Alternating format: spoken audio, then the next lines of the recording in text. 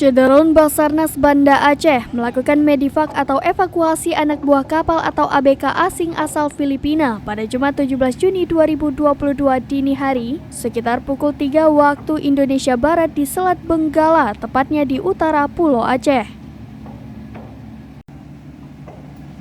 ABK itu dievakuasi dari kapal tanker MT Delta Blue yang berbendera Liberia yang sedang berlayar ke Ulsan, Korea Selatan.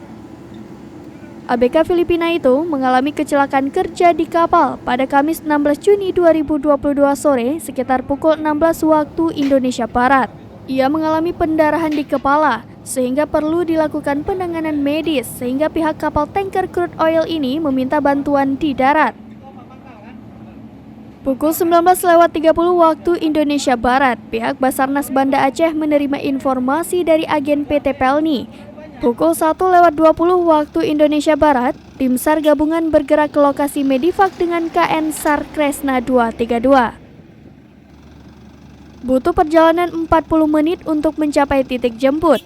Pukul 2.06 waktu Indonesia Barat, KN SAR Kresna 232 tiba di titik intercept medivak dan sandar lambung kanan pada MT Delta Blue untuk melakukan evakuasi medis terhadap korban. Setelah dinyatakan aman dari penyakit menular, pukul 3 waktu Indonesia Barat, korban dievakuasi ke KN SAR Kresna 232. Tim tiba di Pelabuhan Ulele Banda Aceh pukul 4 waktu Indonesia Barat dan langsung dibawa ke Rumah Sakit Umum Daerah Zainal Abidin atau RSUD ZA.